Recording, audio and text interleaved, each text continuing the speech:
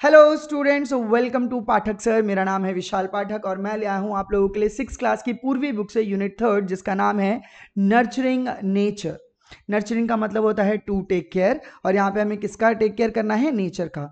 अब यहाँ पर 3 चैप्टर हैं जो हमें नेचर से रिलेटेड दी गई हैं, और हमें ये तीनों ही चैप्टर ये बताएंगे कि नेचर हमारे लिए कितना ज़्यादा इंपॉर्टेंट है, स्पेशली ह्यूमन बींग्स और एनिमल के लिए कितना ज़्यादा इंपॉर्टेंट है। जैसे कि आप लोगों को पता है कि पुराने ज़माने में जब दवाइयाँ नहीं होती थी तो लोग नेचर से ही जड़ी बूटियां, पत्ते, जड़ ये सब ले आते थे और इनसे लोगों का इलाज करते थे, राइट। और नेचर से हमें बहुत सारी चीज़ें मिलती हैं जैसे फल, फ्रूट, अनाज, लकड़ियाँ, है ना, रबर। तो हमारे लिए नेचर बहुत ज़्यादा इंपॉर्टेंट है, हमारी लाइफ के लिए नेचर बहुत ज़्यादा इंपॉर्टेंट है, और वो कहीं ना कहीं खोता जा रहा है, कहीं ना कहीं ख़त्म होते जा रहा है। इंसान ही उसे ख़त्म कर रहा है। तो ये चैप्टर हमें यही बताता है कि हमें नेचर को सेफ गार्ड करना है, उसको सेव करना है, उसको नर्चर करना है, सो दैट कि हमें वो पुरानी चीज़ें जब मेडिसिन नहीं होती थी वो पुरानी चीज़ें हमें मिल सके, जिससे कि हम नेचुरली वे में अपना क्योर कर सकें, ठीक है। क्योंकि देखो, जो इंग्लिश दवाइयाँ होती हैं या जो केमिकल्स होते हैं वो हमारे शरीर को ठीक तो कर देते हैं, पर कहीं ना कहीं वो हार्म भी करते हैं। पर नेचुरल चीज़ें कभी हमें हार्म नहीं कर सकती, क्योंकि वो बहुत ही यूज़फुल होती हैं। तो सबसे पहला जो हम चैप्टर पढ़ने वाले हैं उसका नाम है नीम बाबा। ये एक प्ले की तरह है, इसके अंदर 2 कैरेक्टर्स हैं, एक है नीम बाबा, ये पेड़, ठीक है, और एक है एम्बर। तो नीम बाबा और एम्बर दोनों के बीच में कॉन्वर्जेशन होती है, जिससे हमें पता चलता है कि नीम पेड़ के कितने ज़्यादा बेनिफिट्स हैं ह्यूमन बींग्स के लिए, और साथ के साथ एनवायरनमेंट के लिए और एनिमल्स के लिए भी। यहाँ पे एम्बर जो है इस नीम बाबा के साथ खेलती है, बचपन से पली बड़ी है, और नीम बाबा उससे बात करते हैं, उसे अपनी वैल्यू बताते हैं। इवन जो एम्बर है वो भी हमें कुछ बातें बताती है नीम के बारे में, ठीक है। तो चलो इस प्ले को स्टार्ट करते हैं। काफ़ी मज़ेदार स्टोरी है, आई होप आपको समझ आएगी, ठीक है। तो बिफोर रीड दे रखा है, पहले लेटेस्ट रीड में दे रखा है, Amber return from school and sat down in the shade of neem tree in courtyard. तो कोर्टयार्ड क्या होता है? जो बगीचा होता है, घर के पीछे का बगीचा होता है, घर के आगे पीछे कहीं पे भी बगीचा हो सकता है, तो उसे हम कोर्टयार्ड कहते हैं। तो एम्बर जो है वो स्कूल से आती है और नीम के पेड़ के शेड में, मतलब शेड मतलब छांव में बैठ जाती है। She felt that the tree was whispering to her, और उसको ऐसा महसूस होता है कि जो ट्री है उससे कुछ बात कर रहा है, विस्पर कर रहा है, विस्पर मतलब खुसफुसा रहा है। She looked at the tree and spoke to the tree, और वो ट्री की तरफ देखती है और उससे बात करने लगती है। तो चलो इन दोनों के बीच में मज़ेदार जो कॉन्वर्जेशन हो रही है बच्चों, वो सुनते हैं। ओके, तो एम्बर कहती है, नमस्ते, I am Amber, I would like to talk to you, may I? तो बोलते, नमस्ते, मेरा नाम एम्बर है, मैं आपसे बात करने के लिए बहुत खुश हूँ, मुझे आपसे बात करनी है, क्या मैं आपसे बात कर सकती हूँ? तो नीम बाबा कहते हैं, sure dear Amber, I know you played in my shade in your childhood, you may call me Neem Baba. तो नीम बाबा बोलते हैं, हाँ हाँ एम्बर, बिल्कुल तुम मुझसे बात कर सकती हो, तुम तो बचपन में मेरे साथ खेली भी हो, ठीक है, और मेरे शेड में रही हो, तुम खेली हो, तो तुम मुझे नीम बाबा बुला सकती हो। तो एम्बर कहती है, I have seen you almost everywhere, please tell me something more about yourself. तो एम्बर कहती है कि मैंने तुम्हें हर जगह देखा है नीम बाबा, क्या आप मुझे कुछ बताएंगे अपने बारे में? तो नीम बाबा कहते हैं, I am very old, I was born million years ago, somewhere in North India or Myanmar. Soon my family spread outside India. तो कह रहे हैं मैं बहुत बूढ़ा हूँ, मैं बहुत 100 सालों पहले, मतलब मिलियन, मिलियन मतलब होता है 1 million is equals to 10 lakh, ठीक है। तो वो बोल रहा है कि मैं बहुत मिलियन साल पहले जन्म लिया था मैंने कहीं नॉर्थ इंडिया में, नॉर्थ इंडिया मतलब UP Bihar side, Delhi side, और म्यांमार में मैं पैदा हुआ था, और धीरे धीरे करके मेरी फैमिली इंडिया के बाहर भी चली गई। तो नीम बाबा कहते हैं कि मैं बहुत साल पुराना हूँ, मैं बहुत सालों से यहाँ पर रहता हूँ। तो एम्बर कहती है, outside India, way else can Neem be found? तो नीम कहाँ कहाँ मिलता है बाबा?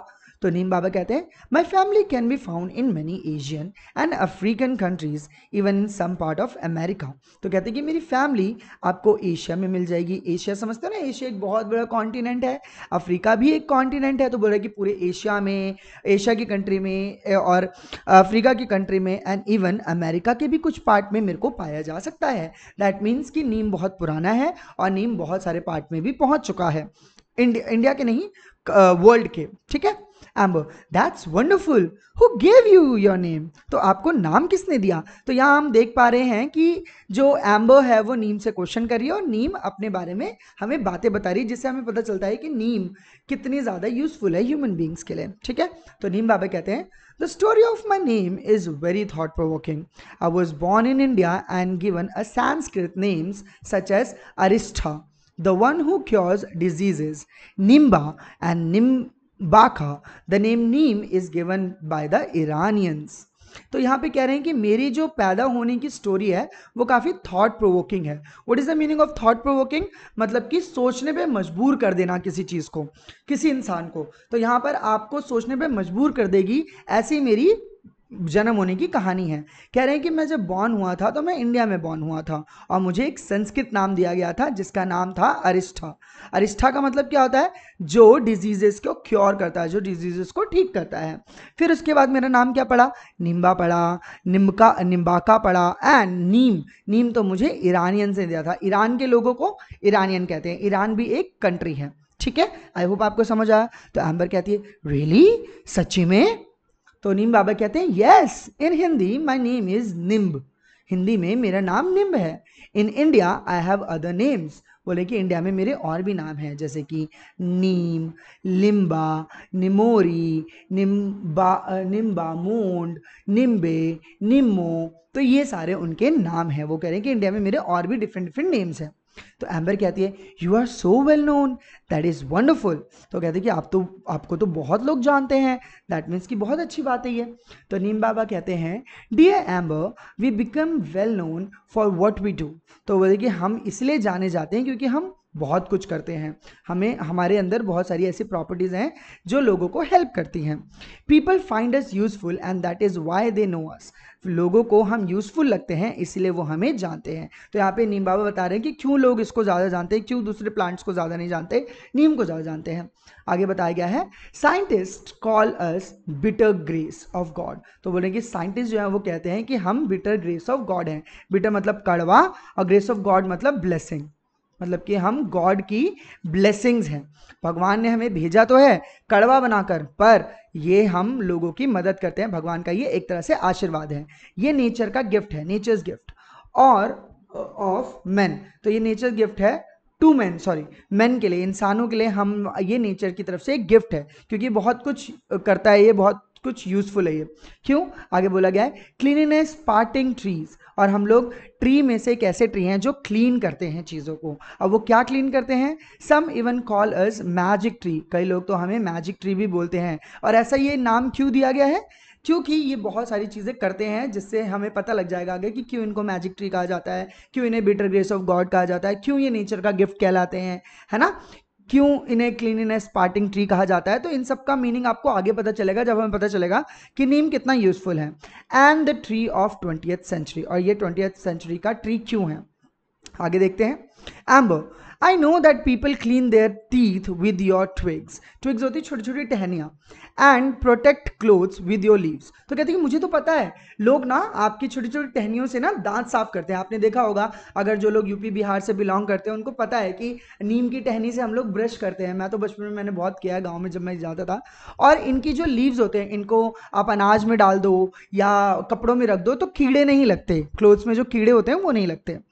Some time back, when my brother had measles, the doctor told us to put neem leaves on his bed and make him lie on them. Can you explain why?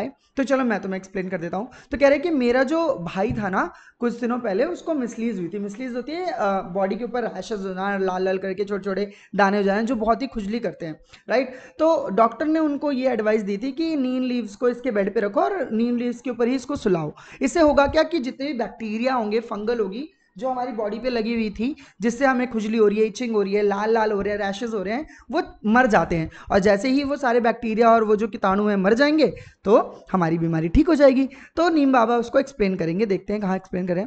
The doctor know that Neem leaves have chemical properties that destroy germs. तो doctor को पता है कि नीम के leaves के अंदर chemical properties होती हैं, वो केमिकल प्रॉपर्टीज जर्म्स को, कीटाणुओं को मार देती हैं।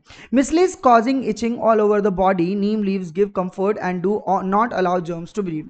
तो नीम लीव क्या करता है, नीम लीव जो है वो जो इचिंग है बॉडी के ऊपर उसको रोकता है। नीम लीव जो है जर्म्स को बढ़ने से, ब्रीड होने से रोकता है। ब्रीड मतलब होता है और जन्म लेना, तो जर्म्स और ज़्यादा जन्म नहीं लेते अगर हम लीव्स के पत्तों को उन पर लगा देते हैं तो, ठीक है, जिससे इचिंग भी नहीं होगी और वो मिसलीज बीमारी खत्म हो जाएगी।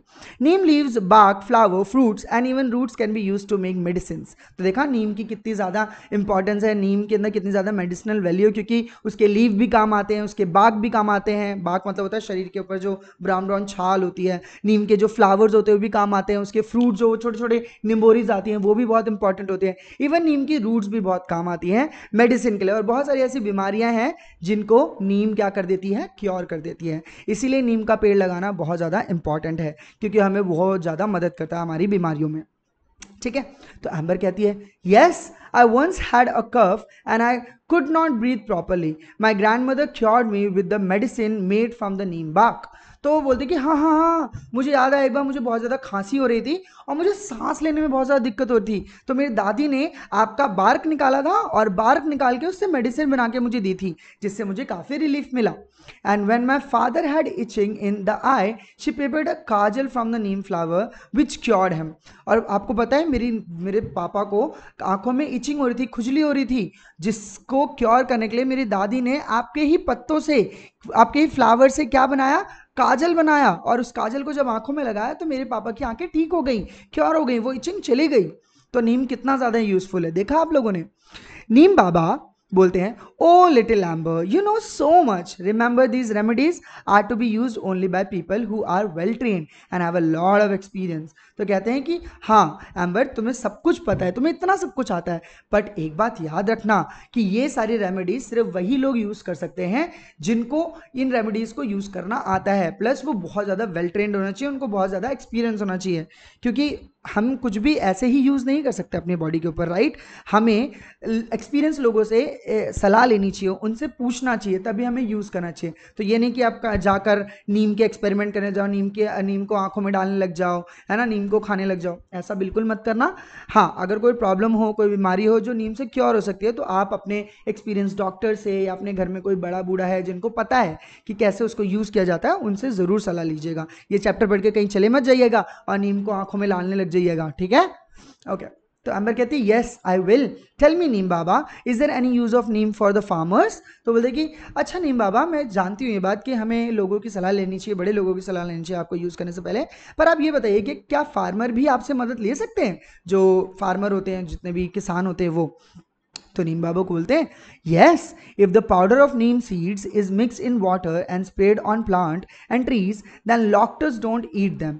If it is used in a rice field where water remain standing it stop mosquito breeding and help to increase crop yield. तो कह रहे हैं कि हाँ, अगर नीम के सीड का पाउडर बना के उसे पानी में मिक्स किया जाए और उसको प्लांट और ट्रीज के ऊपर स्प्रे किया जाए तो लॉक्टस होता है एक तरह का टिड्डा होता है, पर वो बड़ा होता है और ये झुंड में चलता है ना, और झुंड में जाकर के खेतों को बर्बाद कर देता है, पेड़ों के पत्तों को खा जाता है। तो अगर हम नीम के सीड के पाउडर को पानी में मिक्स करके प्लांट के ऊपर, पौधों के ऊपर गिरा दें तो कभी भी लॉक्टस उनको नहीं खाते हैं। प्लस अगर राइस फील्ड में इनको डाला जाए तो जहाँ पे भी पानी इकट्ठा होता है, क्योंकि जहाँ पे जब राइस फील्ड बनाया जाता है तो उसमें पानी डाला जाता है, पानी से ही जो राइस का फील्ड है वो उगता है, तो पानी स्टिल रहता है और स्टिल पानी में क्या होते हैं, मॉस्किटो ब्रीड होते हैं जो बीमारियाँ फैलाते हैं। तो अगर नीम के इस पाउडर को पानी में मिक्स कर दिया जाए तो मॉस्किटो ब्रीड नहीं होंगे, प्लस जो अनाज होगा, जो चावल होगा, वो भी अच्छा उगेगा। It also saves the crop from termites. Termites भी क्या होते हैं, छोटे छोटे कीड़े होते हैं, तो वो कीड़े खा जाते हैं और खराब कर देते हैं क्रॉप्स को, तो ये टर्माइट्स भी नहीं लगेंगे। Which eat root of the crop and it also stop breeding of other insect that eat crops. तो बोल रहा है कि अगर ये जो टर्माइट्स होते हैं ये अगर नहीं ब्रीड करेंगे तो ये क्रॉप्स को के जड़ को नहीं खाएंगे और क्रॉप्स अच्छा बनेगा। प्लस ये जो नीम का जो पाउडर होता है, नीम के बीज का पाउडर होता है, ये ऑल्सो दूसरे भी जो जर्म्स होते हैं जो पौधों को खा जाते हैं उनको भी बढ़ने से रोकता है। तो देख सकते हो कि नीम फार्मर के लिए कितना ज़्यादा इंपॉर्टेंट है। ठीक है, और ये कॉस्ट एफिशिएंट भी है, मतलब कि पैसे भी ज़्यादा नहीं लगेंगे फालतू की दवाइयों पर। तो एम्बर कहती है that means if we put the powder on of neem seed in a stagnant water around our homes mosquito won't breed in them. तो बोले कि अगर हमारे आसपास रुका हुआ जो पानी है, स्टैगनेंट मतलब रुका हुआ पानी, अगर हमारे घर के आसपास कोई भी रुका हुआ पानी है तो नीम का पाउडर अगर हम उसमें डाल दें तो क्या मॉस्किटो नहीं बड़े होंगे, नहीं जन्म लेंगे। This must be cost effective. तो ये तो बहुत ही कॉस्ट इफेक्टिव है। कॉस्ट इफेक्टिव मतलब पैसा बचाने का कारण है, पैसा बच सकता है इससे, है ना। तो हम मॉस्किटोज को भी रोक पाएंगे ब्रीड करने से और पैसा भी हमारा बचेगा। Please tell me other uses of neem in our daily life. तो बोलते हैं कि हमारे डेली लाइफ में नीम के और क्या क्या यूजेस है नीम बाबा। तो नीम बाबा बोलते हैं of course people save their store grains from insect by adding the neem seed powder to them. तो अगर कोई भी अनाज है उसको आप स्टोर करना चाहते हो काफ़ी दिन के लिए, तो आप या तो पत्ता डाल दो उसमें या उसके पाउडर को डाल दो, जिससे वहाँ पर इंसेक्ट नहीं बनेंगे, और इंसेक्ट नहीं बनेंगे तो वो सारा का सारा जो अनाज स्टोर करके रखा हुआ है फर्दर यूज़ के लिए वो सेव हो जाएगा। Are you getting my point. Neem oil is also use to make soap and toothpaste. और नीम के अंदर का जो ऑयल होता है वो सोप में डाला जाए तो शरीर पे भी जर्म नहीं होंगे, एंड टूथपेस्ट में डाला जाए तो हमारे दांत भी क्लीन रहेंगे। तो ये इनसे सोप एंड टूथपेस्ट भी बनता है। Furniture made from neem wood is not eaten by termites. जितने भी नीम की लकड़ियों से फर्नीचर बनते हैं उसमें दीमक नहीं लगते, टर्माइट्स नहीं लगते। नीम ऑल्सो प्योरीफाई द एयर। नीम जो है वो एयर को भी क्लीन करता है, उसके अंदर की जितनी भी पॉल्यूटेंट होते हैं, पॉल्यूशन होता है वो सोख लेता है और क्लीन एयर प्रोवाइड करता है हमें। There are many qualities yet to be discovered. और अभी बहुत सारी ऐसी क्वालिटीज हैं नीम की जो डिस्कवर भी नहीं हुई हैं। Will you discover them. क्या तुम उन्हें ढूंढोगी। ये किसको बोलते हैं नीम बाबा, एम्बर को बोलते हैं। व्हेन यू ग्रो अप, जब तुम बड़ी हो जाओ तो इनको जरूर डिस्कवर करना कि नीम के और क्या क्या यूजेस हैं। एम्बर बोलती है yes Neem Baba I will, thank you for your time Neem Baba, bless you my child. तो नीम बाबा बोलते हैं कि ब्लेस यू, बोलते हैं कि thank you for your time, आपने मुझे बहुत कुछ बताया, और ये बोलते हैं ब्लेस यू माई चाइल्ड। तो इस चैप्टर से हमें ये सीखने को मिला कि नीम कितना ज़्यादा यूजफुल होता है, नीम के कितने ज़्यादा यूजेस हैं। आई होप आपको ये चैप्टर अच्छे से समझ आया हो। आई होप आपको ये समझ आया हो कि नेचर हमारे लिए कितना ज़्यादा इंपॉर्टेंट है, स्पेशली नीम का पेड़ कितना ज़्यादा इंपॉर्टेंट है। और एक और बात मैं बताऊं, नीम की जो छाया होती है वहाँ पे ठंडी हवा आती है, क्योंकि नीम अपने आसपास के टेम्परेचर को जो रियल टेम्परेचर होता है ना सूरज की वजह से, उससे काफ़ी ज़्यादा कम करके रखता है, लो करके रखता है। जब भी आप नीम से भरे हुए जंगल की तरफ जाओगे या नीम से भरे हुए खेत की तरफ जाओगे तो आपको ठंडा ही महसूस होगा गर्मियों के दिनों में, क्योंकि नीम टेम्परेचर को लो करके रखता है। तो नीम हमारे जो अभी गर्मियां बढ़ रही हैं, कितनी ज़्यादा गर्मी हो रही है, देख रहे हो मुझे भी पसीना हो रहा है, तो अगर आसपास कहीं नीम का पेड़ होता मेरे घर के आसपास तो मुझे थोड़ा सा ठंडा महसूस होता। पर हाँ, नहीं हो रहा है क्योंकि नीम के पेड़ बहुत कम है, नीम के पेड़ बहुत ज़्यादा काट दिए गए हैं। तो I want you to promise me कि आप नीम का पेड़ एक ज़रूर लगाओगे, चाहे कहीं भी आप लगाओ, ठीक है। और आई होप आपको ये चैप्टर अच्छे से समझ आया, आपको पता चला हो कि नीम के कितने ज़्यादा यूजेस होते हैं, ठीक है। और प्लीज़ अगर मेरे पढ़ाने का तरीका आपको अच्छा लगा हो, जिस तरीके से मैंने आपको पढ़ाया आपको समझ आया हो, तो मेरे चैनल को सब्सक्राइब कीजिए, शेयर कीजिए इस वीडियो को ज़्यादा से ज़्यादा, एंड लाइक कीजिए इस वीडियो को ज़्यादा से ज़्यादा, सो दैट कि मैं ऐसी वीडियोस और भी बनाता रहूं और मुझे मोटिवेशन मिलती रहे वीडियोस बनाने के लिए। मिलेंगे नेक्स्ट वीडियो में, तब तक के लिए बाय बाय।